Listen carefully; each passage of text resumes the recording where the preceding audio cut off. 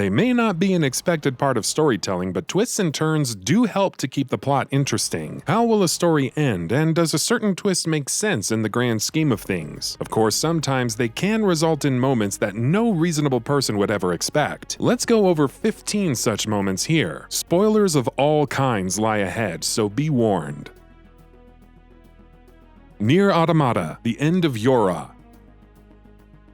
By the time you get to ending E, you've already seen plenty of messed up stuff, from the revelation of mankind's fate to suicidal robots and the death of beloved characters. What more could the game throw at you? How about a chance to recover what was lost? How about a fight against the credits, the game's creators themselves? But wait, what if other players could join in and help? You could also sacrifice your own data to potentially help them. All of this just to bring back 2B, 9S, and A2 to probably suffer the cycle again in the hopes of things changing.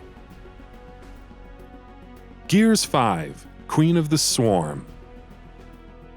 All throughout the marketing of Gears 5, we were led to believe that Kate in the inner conflict with her Locust heritage would be the main driving force behind the plot, and it was, right up to the point where Kate had to connect to a matriarch berserker and remove herself from the hive mind. Unfortunately, as it turns out, Kate's mother Reyna didn't die in the previous game. Her consciousness is still in the hive mind and very, very angry. Reyna is thus resurrected and becomes the new Swarm Queen, with the rest of the game seeing the COG rally against her.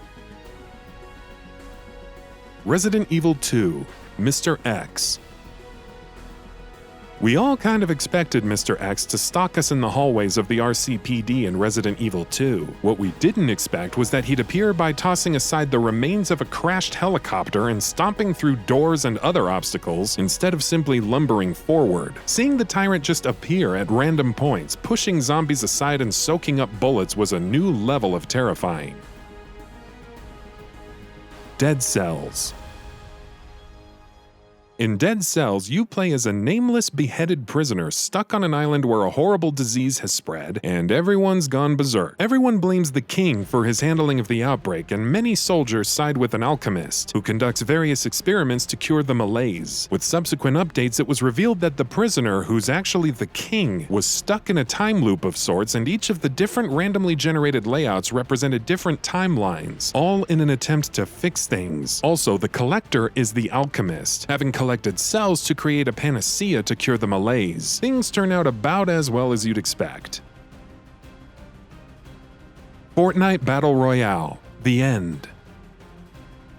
So let's ignore everything that's happened in all the different seasons leading up to the end of Fortnite. That covers the gamut from volcanoes, ice kings, zombies, mystical cubes, and so on and so forth. But then the end comes and the world map is destroyed, leaving nothing but a small swirling black hole in its place. Then the world is remade with a brand new map and we have to join a top secret agency? We're still trying to figure out how we got here.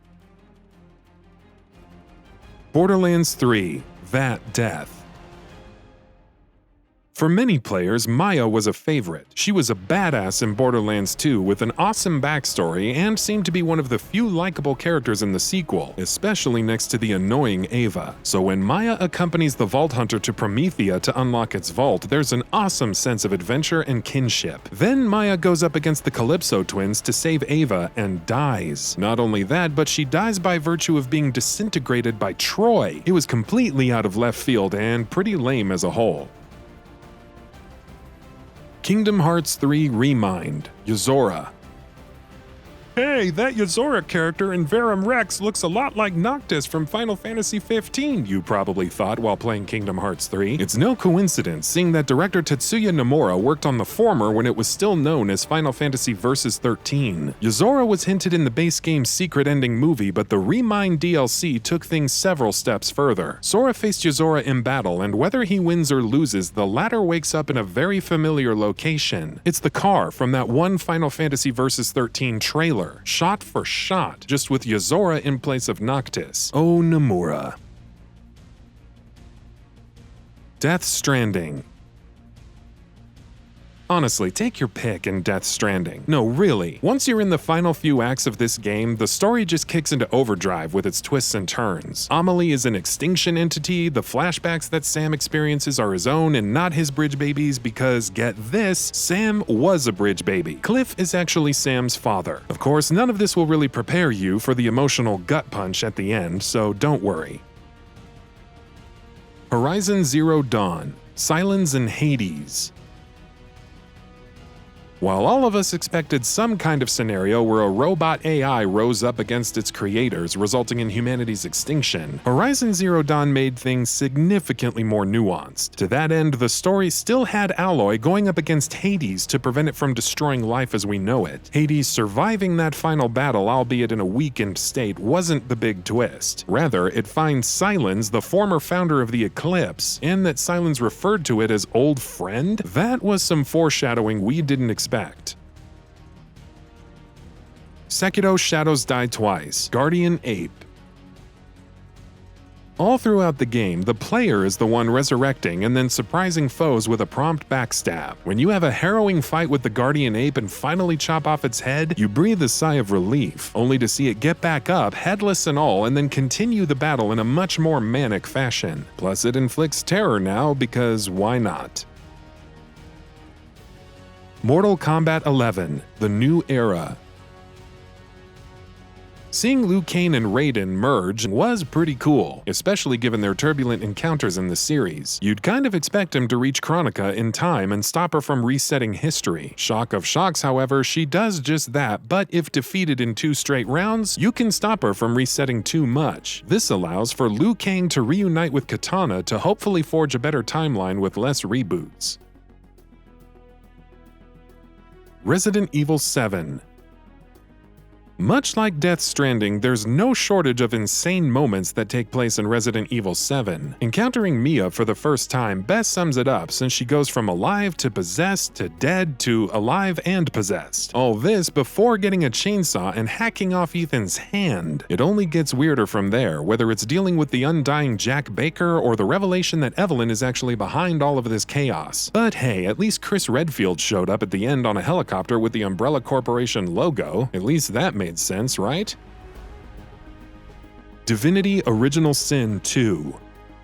In Divinity Original Sin 2, much is made about Lucian dying to stop the void. Taking place centuries later, you wouldn't expect him to be alive here, but he is. In fact, Lucian is the one responsible for Rivelin 7 having their source drained, all for the sake of ending the void once and for all. Oh, and Brachus Rex also returns, having been resurrected and serving as that mysterious hooded figure with Dallas all throughout. No biggie. Prey 2017. The Experiment.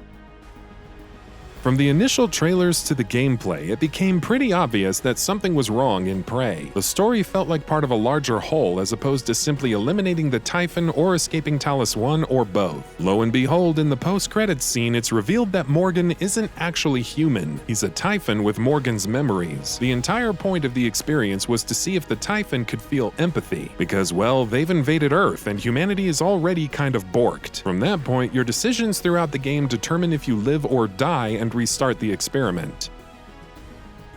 Hellblade: Senua's Sacrifice. Moving on.